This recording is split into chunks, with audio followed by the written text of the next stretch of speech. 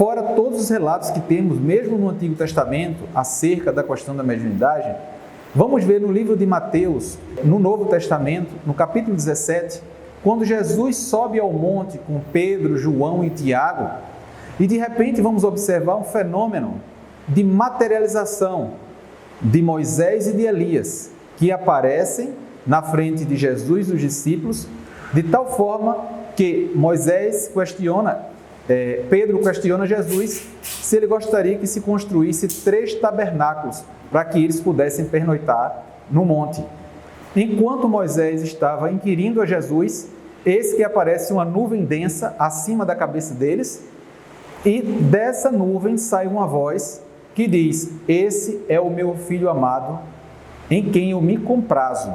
Fenômeno de voz direta, quando os Espíritos falam sem intermediários. Os discípulos, vendo aquela fenomenologia, se debruçam no chão, e depois de algum instante Jesus se acerca deles, e quando eles levantam a cabeça, eles veem que não tem mais ninguém.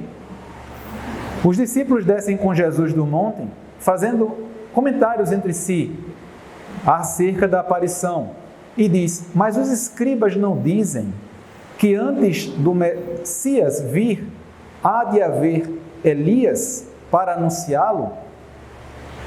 E eis que Jesus fala: mas Elias veio,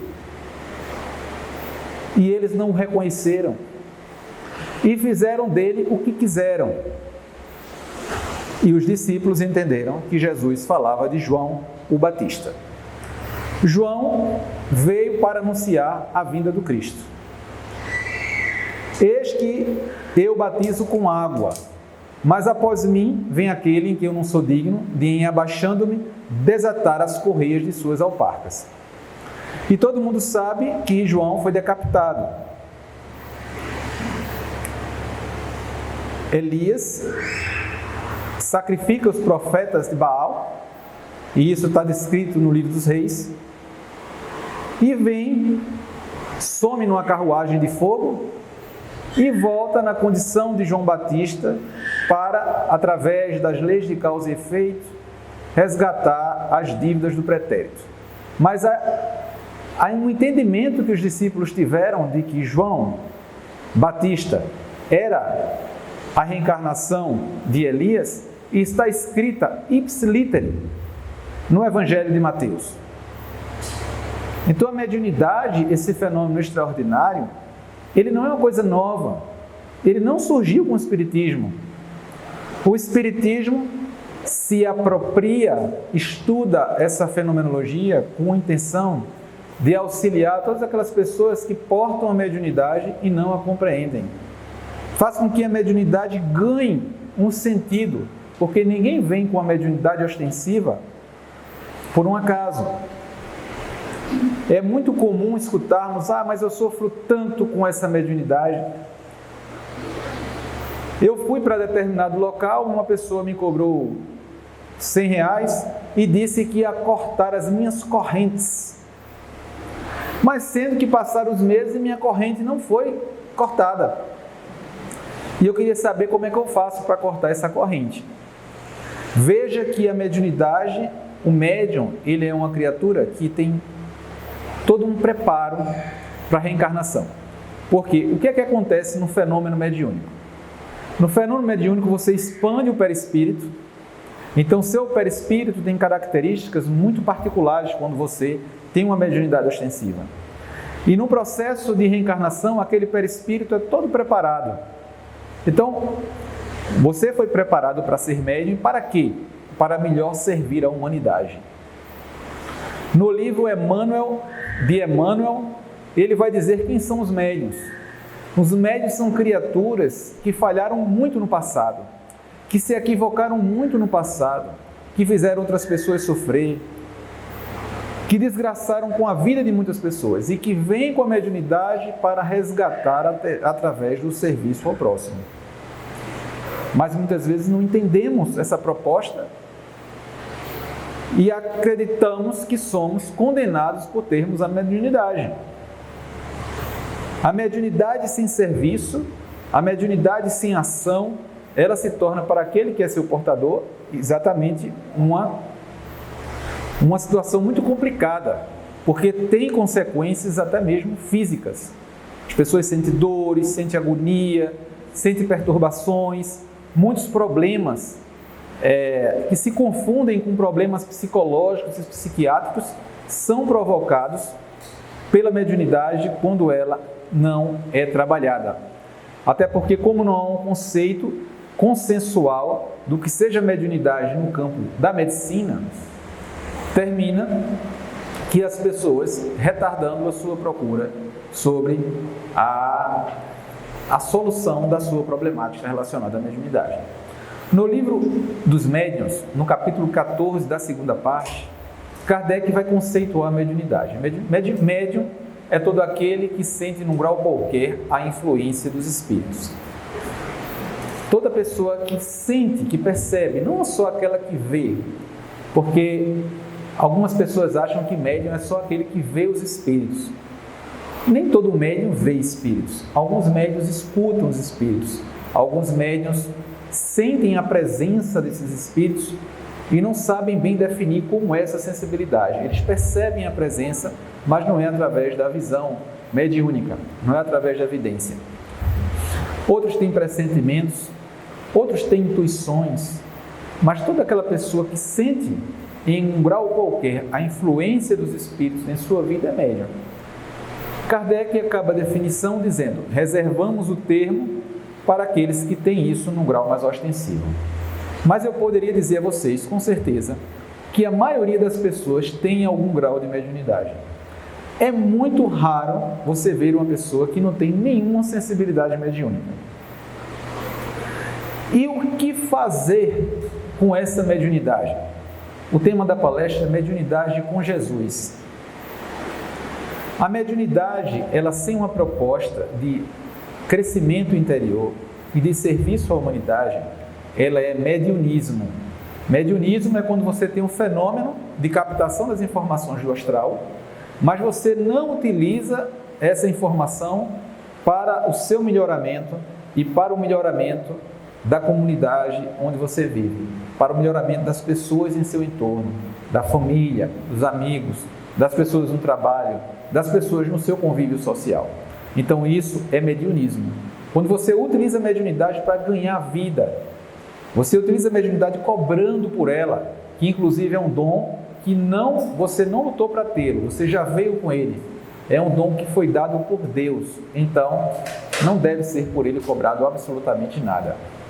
Cobrar para fazer uma prece por alguém, cobrar para aplicar um passe em alguém, cobrar para fazer uma vibração especial para uma pessoa que está doente ou está necessitada, isso não é mediunidade com Jesus, isso é mediunismo. Utilizar a mediunidade, mesmo quando não seja para ganho financeiro, mas para projeção pessoal, para você se projetar socialmente, isso não é mediunidade com Jesus. Mediunidade com Jesus é sacrifício em favor à humanidade. Na primeira metade do último milênio, nasce na França, no norte da França, Joana d'Arc. Joana d'Arc via a presença de espíritos que se apresentavam como santos, que ela tinha devoção. E eles diziam a ela o que deveria ser feito para libertar a França do jugo inglês. A palestra não é sobre Joana d'Arc, mas vamos fazer essa menção porque ela é uma das figuras que foi mais biografadas na humanidade.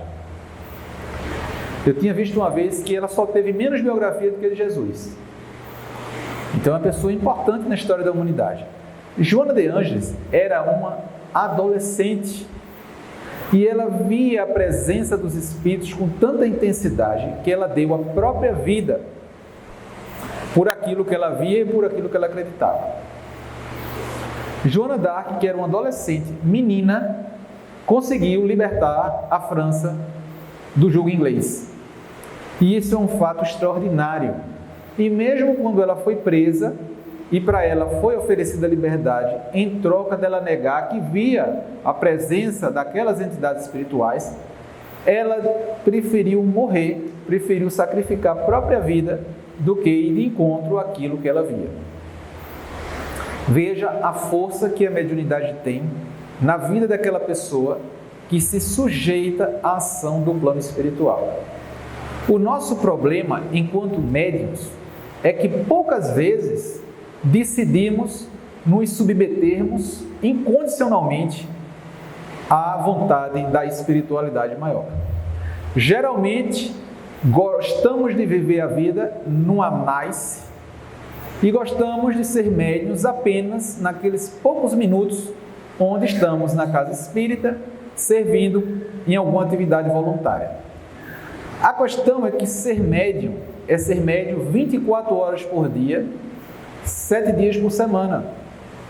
Porque as ligações que o médium tem com o plano maior ou com o plano de vibrações mais densas se efetuará em cada instante que você emitir sua onda de pensamento.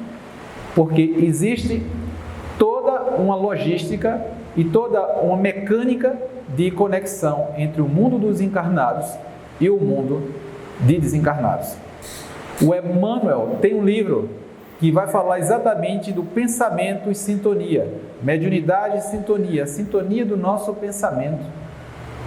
Se estamos num degrau mais elevado ou mais rebaixado, vai dizer o grau das companhias espirituais que nos acompanham.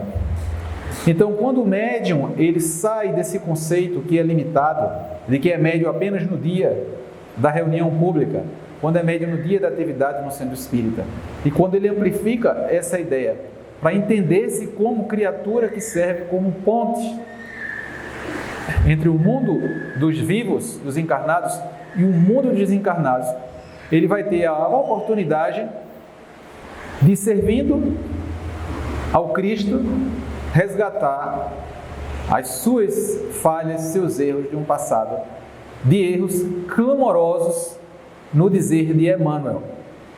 O mecanismo imbricado da mediunidade, o mecanismo interessante da mediunidade, você vê a presença de uma entidade desencarnada que aparece para consolar uma família desesperada, alguém que pensa em suicídio porque perdeu um filho, perdeu um familiar.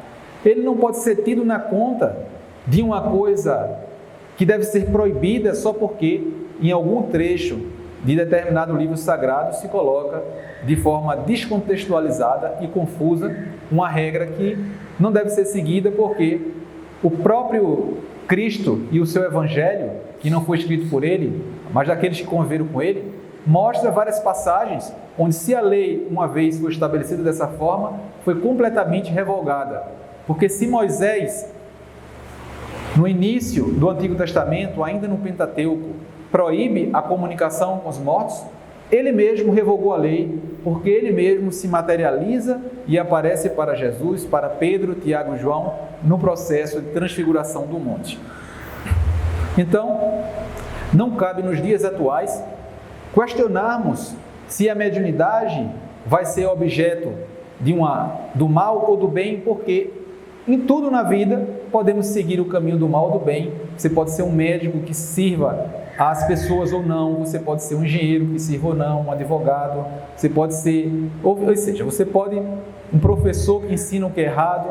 Então, não necessariamente a mediunidade vai ser uma coisa boa ou má. A mediunidade é uma ferramenta, a mediunidade é um instrumento que vai ser utilizado de forma boa ou má, dependendo da pessoa que seja o seu portador ou portadora. Mediunidade é caminho da felicidade, ao contrário de muitas pessoas que pensam: eu sou torturado por conta da minha mediunidade, a minha mediunidade me castiga, a minha mediunidade é isso. Não é a mediunidade que é isso. Você é que é o espírito que muito se equivocou, que muito errou, que vem com a mediunidade para te libertar dos grilhões que te aprisionaram no passado, mas você não teve a coragem de se desligar a sua história de vida em encarnações pretéritas e continua se queixando, se lamentando e não utilizando a mediunidade como ferramenta da tua evolução, do teu progresso espiritual. Imaginemos a gratidão que tem uma pessoa que está aí em vias de cometer até um ato último extremo como o suicídio e que recebe uma carta consoladora do médium que, embora com suas dificuldades pessoais, se doa naquele instante para receber uma mensagem do além que vai acalentar uma mãe, por exemplo, que perdeu um filho. Então, imaginemos aquela força, aquela energia da gratidão daquela mãe sendo direcionada em prece àquela pessoa que foi veículo, foi instrumento pelo qual veio aquela mensagem. Quantas e quantas pessoas seguramente vão orar por nós, todos nós médiuns, quando utilizamos esses recursos inestimáveis para, de alguma forma, acolher, direcionar essa energia para envolver as pessoas que são colocadas pela espiritualidade em nosso caminho como próprios instrumentos da nossa redenção. Mas muitas vezes preferimos ver a novela, muitas vezes preferimos ficar sem fazer nada, muitas vezes existe um foco de luz intenso, como uma casa espírita como essa, que proporciona a oportunidade de trabalho, um trabalho espiritual, que não é um trabalho apenas material, é espiritual, um trabalho que vai te impulsionar a uma consciência muito maior do que realmente é a vida. E às vezes é tão próximo que chega assusta, mas você, cego, prefere continuar caminhando a passos largos para os despenhadeiros da agonia, do vazio existencial, da depressão. Quando eu dou o exemplo dessa casa, pode ser qualquer casa espírita ou de outra denominação religiosa que se proponha a fazer o bem. Mas eu falo mais especificamente da casa espírita, porque é onde encontramos os melhores subsídios para a compreensão do que realmente é a nossa existência. Que não estamos aqui por um acaso, que não viemos na nossa família por um acaso, que não encontramos com as pessoas que encontramos por um acaso. E se a gente abrir os olhos para enxergar isso melhor, abrir os ouvidos para captar essa mensagem melhor, aproveitaremos na integralidade a nossa existência. Obviamente não evoluiremos tudo de uma vez só, mas evoluiremos o máximo que pudermos dentro da nossa limitação nessa encarnação.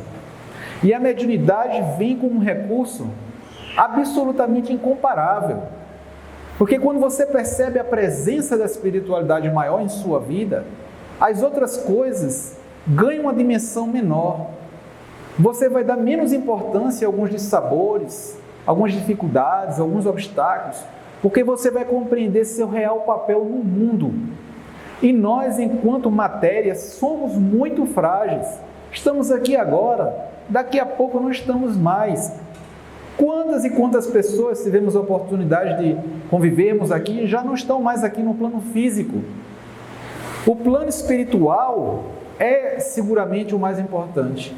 E se nos enxergarmos como seres espirituais transitando no corpo físico durante uma efêmera passagem, ganharemos mais sentido, a nossa vida ganha mais sentido. A mediunidade, com a presença do contato direto do médium com o mundo espiritual, abrindo os ouvidos espirituais para receber as ordens, os comandos que os bons amigos espirituais nos dão, e uma vez alinhando isso, a vida ganha um novo colorido. Quem bem entendeu isso, muito bem entendeu isso, foi o Francisco Cândido Xavier. Ele aceitou a mediunidade dele, embora espírito consciente que já era devido à sua estatura moral, mas obviamente ninguém vive 92 anos de ilusão, de fingimento, porque podemos passar uma semana, um mês, 3 meses, fingindo ser uma coisa que não somos, mas em algum momento a gente vai colocar as garrinhas da gente de fora, e a pessoa vai saber quem a gente é. Mas Chico Xavier sofre um processo de mitificação e até, entre aspas, de endeusamento. É porque vivemos num plano ainda tão atrasado que pessoas como ele é uma exceção. Então a gente se admira. Se o mundo fosse evoluído e todos nós só fizéssemos o bem, seguramente não nos espentaríamos muito com ele não, porque ele seria a maioria. Mas nesse plano ainda tão difícil, onde graça o egoísmo, o desejo de superação, de alta competitividade, de passar por cima dos outros, de conseguir de todo jeito as coisas, seja de ordem material ou não,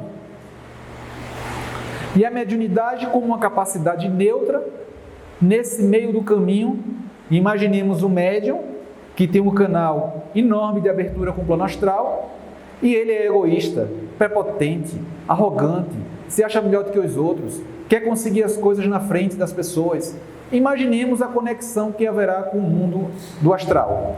Espíritos malfazejos, que desejam destruição, que vão fazer aquele meio de instrumentos do mal, vai utilizá-lo. E depois vai adoecê-lo, vai colocar em cima de uma cama.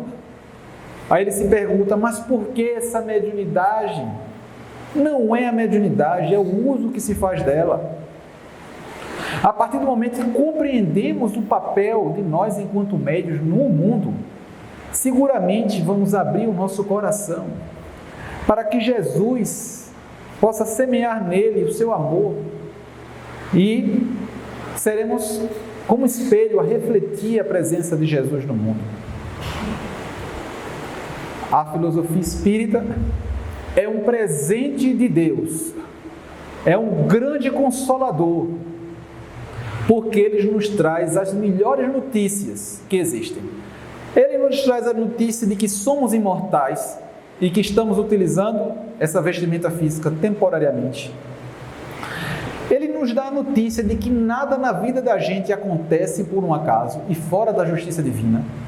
Ou seja, quando nos queixamos da família que viemos, nos queixamos do trabalho que temos, nos queixamos de várias coisas, porque isso sabemos fazer. A queixa é uma coisa que faz parte da nossa vida. A doutrina espírita nos mostra que nada disso é por um acaso. Se temos problemas de ordem financeira, econômica, compreendemos também por quê. Até porque temos a consciência de que quando não se tem problema financeiro na vida, se tem problemas outros, que às vezes até maiores. Que espíritos atrasados que somos não fomos habituados a manusear com os recursos que deveriam ser utilizados ao nosso próprio bem e ao bem da comunidade onde vivemos. A doutrina espírita, ela vai nos ensinar que o contato do mundo físico com o mundo extrafísico é uma coisa real e que temos disso provas em todas as épocas da humanidade, sem exceção. Existia uma médium italiana chamada Eusápia Palladino, no final do século XIX, que ela foi estudada pelo mundo acadêmico. Os cientistas, os maiores cientistas da época, como Cesare Lombroso, como Charles Richer, que foi depois Prêmio Nobel de Medicina, estudaram Eusápia Palladino e confirmaram a autenticidade da sua mediunidade, da sua capacidade enquanto médium. Veja o fenômeno que acontece. Eusápia era uma mulher analfabeta. Reunião com várias pessoas. Um espírito chega e quer dar uma comunicação, mas quer que somente a pessoa que vai ser endereçada àquela mensagem entenda. Aquela pessoa que vai ser endereçada à mensagem entende alemão e as outras pessoas não. O espírito vem e utiliza um analfabeta para fazer uma comunicação numa língua estranha, em alemão. Só a pessoa que vai receber a mensagem consegue entender. Veja que prova grande da mediunidade. Agora, para a pessoa que não quer acreditar, não adianta que ela não vai acreditar de forma alguma. Mas a mediunidade é uma realidade. Quando vemos o que aconteceu com Eusápia Palladino, a gente se recorda do dia de Pentecostes, que é uma festa que acontece 50 dias depois da Páscoa, para celebrar a saída do povo hebreu do Egito. E naquele dia de Pentecostes, todos os discípulos de Jesus falam em línguas estranhas. E as pessoas de várias nacionalidades que estavam lá, cada uma entende a mensagem no seu próprio idioma. Isso se chama xeno de estranho, glossia, de língua estranha, xenoglossia, que é diferente de glossolalia, que é quando a pessoa fica falando uma língua que não existe, né? A pessoa entra em transe e fica repetindo aquelas palavras que são ininteligíveis. Eu estou falando de xenoglossia, ou seja, a pessoa fala um idioma que existe verdadeiramente, e que a pessoa não tem consciência que está dando aquela mensagem. Outro livro chamado A Voz do Egito vai falar de uma pessoa que falava em egípcio. Egípcio é uma língua morta. Há centenas, há milhares de anos, não existe mais a língua egípcia. É uma língua morta. E o médium fala em egípcio e foi o maior trabalho para decifrar as mensagens. Teve que um egiptólogo entrar em cena para poder decifrar aquela mensagem. Então vejamos a riqueza de informações que temos a respeito da mediunidade. O espiritismo moderno, como conhecemos, surgiu no meio do século XIX, numa cidade bem pequenininha, no vilarejo nos Estados Unidos, chamado Hydesville. Duas irmãs adolescentes, que ficaram depois mundialmente famosas como irmãs Fox, escutam a presença de batidas na sua casa e depois de algum tempo de confusão, estabelecem um contato. Se eles fizessem uma pergunta e a resposta fosse sim, daria uma batida, o espírito, e se fosse não, 2 batidas. E a partir daí, desse procedimento de comunicação, conseguiram descobrir que aquele era uma pessoa, um espírito de uma pessoa que tinha vivido naquela casa, não naquela casa, que tinha sido um visitante que estava vendendo quinquilharias e que tinha sido solicitado para dormir na casa e que os donos da casa assassinaram ele e colocaram ele no porão para ficar com o dinheiro dele. E ele dá todos os detalhes, todas as comunicações, que anos depois foi tudo confirmado. Veja a riqueza de detalhes que foram estabelecidos no surgimento da doutrina espírita. Porque muitas pessoas acreditam o seguinte: a doutrina espírita é o seguinte, morrer é uma coisa muito triste. E a pessoa, como não deseja morrer de jeito nenhum, inventou o espiritismo. Porque inventando o espiritismo, aí a morte não vai existir, as pessoas que já se foram podem se comunicar, e aí você pode dizer que aquela carta dele, você pode dizer que ele deu recado, e etc e tal, e aí você está com a alma mais tranquila e você vive sem medo. Tranquilo? Tranquilo. A questão é que mediunidade existe mesmo onde espiritismo não existe. Já tivemos a oportunidade de visitar um país onde ninguém sabe nem o que é espiritismo. E as pessoas nos chegam para relatar fenômenos que são fenômenos mediúnicos. Quantas vezes as pessoas me procuram para relatar fenômenos que acontecem de efeitos físicos dentro de casa, e essas pessoas nunca ouviram falar de espiritismo, mal ouviram falar de Allan Kardec, conhece de nome uma pessoa que frequenta um centro, mas o fenômeno todo acontece lá.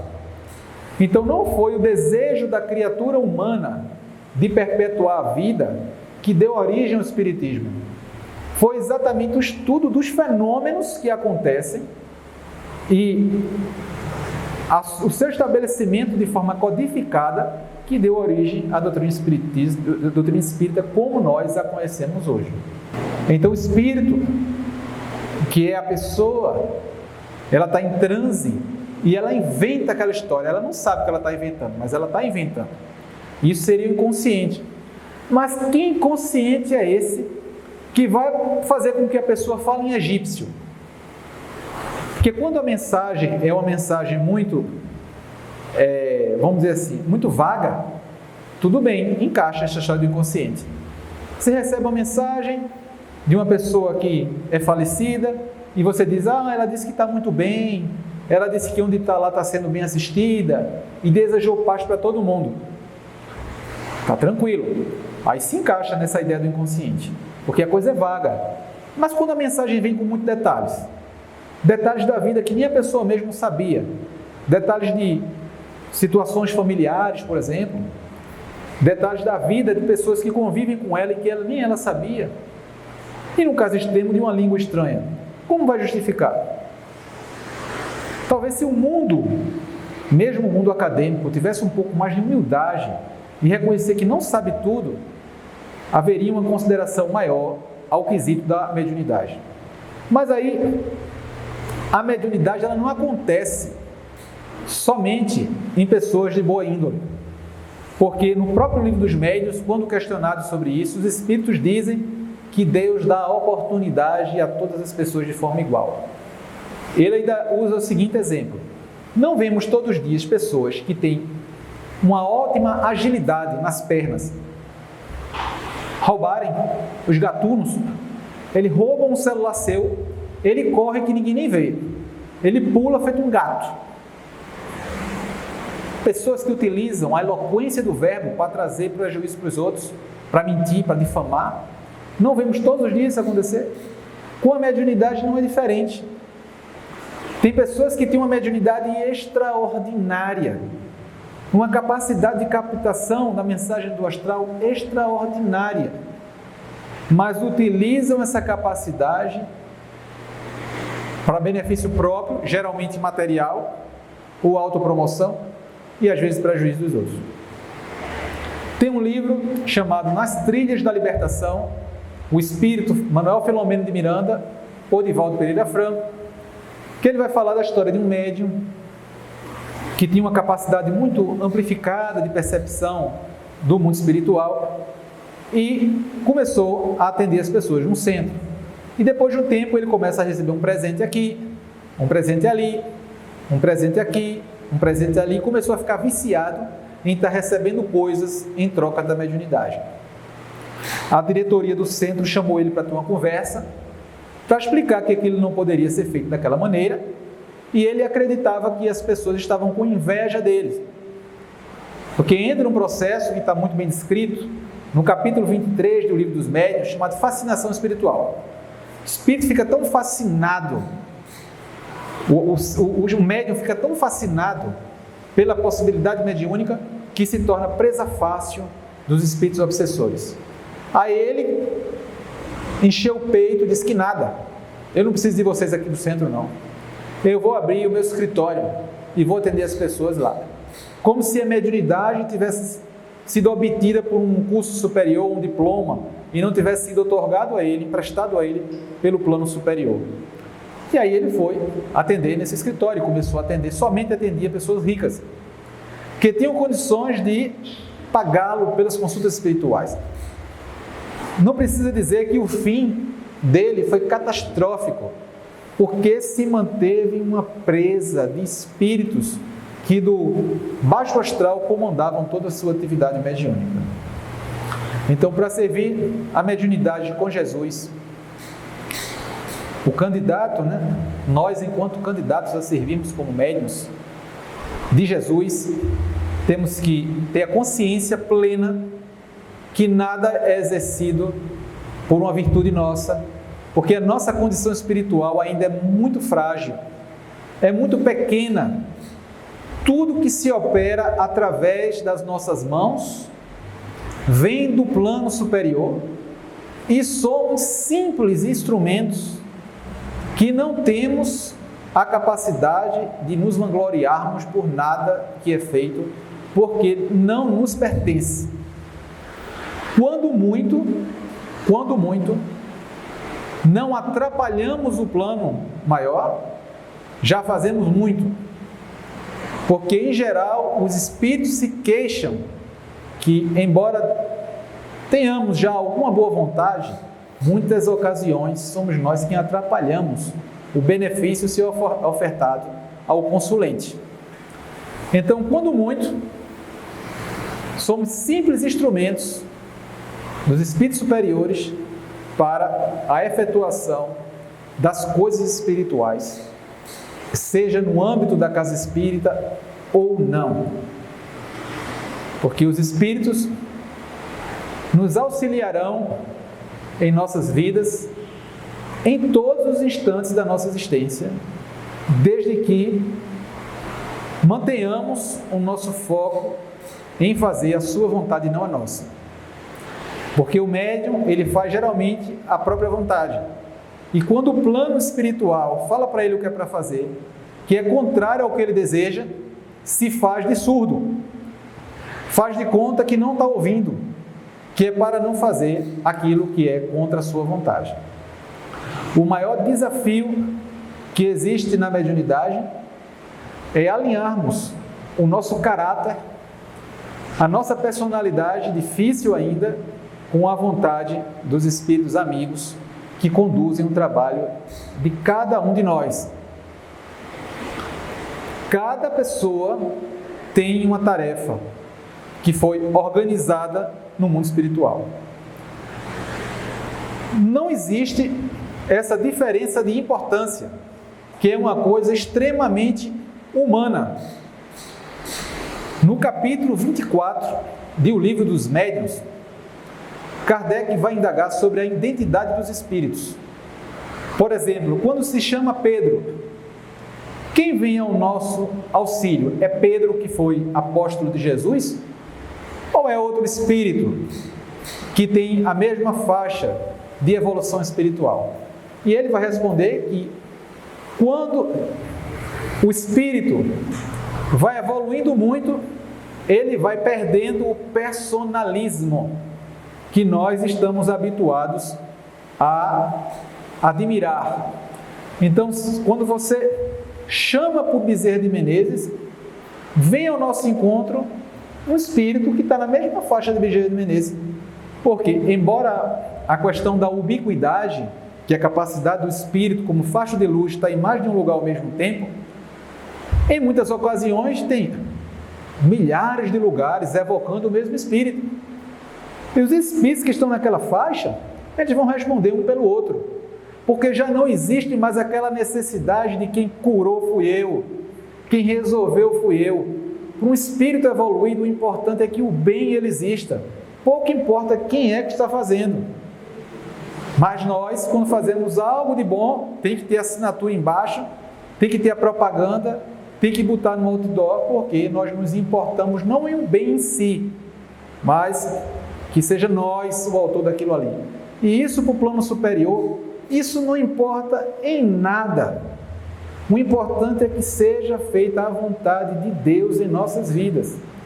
Por isso que tantas e tantas vezes ocorrem fenômenos espirituais autênticos em igrejas que nem conhecem a mediunidade como nós conhecemos no centro espírita. Você acha que os espíritos superiores estão se preocupando se aquela pessoa que vai ser objeto de uma cura espiritual tremenda, ele está numa casa espírita? Faça-me o favor, é claro que não. Uma mãezinha que leva com toda a fé do mundo seu filho para a igreja, que muitas vezes até condena a prática espírita, mas ela faz com tanto amor e com tanta fé naquilo ali, que articula os seus canais de ligação com o plano superior, que não tem esse personalismo que nós temos, e ali acontece. E a pessoa se torna aquele crente, no sentido de quem crê, fervoroso daquela prática, porque viu a sua conexão com o astral ser respondida através de um efeito direto na matéria, que é o caso das curas espirituais. Então, uma vez, eu estava numa cidade até conhecida, a cidade de Fátima, e a primeira vez que eu fui lá, eu cheguei, era meio-dia, no verão, um sol escaldante, e eu fiquei na sombra, e olhei uma senhora que estava de joelhos, bem devagarinho andando em direção à capela, e eu fiquei pensando, mas como, meu Deus do céu, uma hora dessa, de meio-dia, um sol tão quente, e essa mulher de joelhos, precisa disso tudo mesmo? E eu comecei a indagar, isso não precisa, isso aí é um desperdício, e comecei a questionar aquilo. De repente, se acerca de mim um espírito muito diferente e me diz assim, ao invés de estar reclamando, falando, porque você não vai acompanhá-la, vá atrás dela que você vai sentir a presença de Jesus na sua vida, na vida daquela mulher que está ali pedindo. E eu fui, no início a contragosto, mas com medo, obedeci e fui atrás da mulher. Quando eu fui chegando perto, eu comecei a me emocionar e sentindo aquele halo, aquela aura enorme que era formada pelo desejo e pela fé, pela certeza que ela tinha no que ela estava pedindo.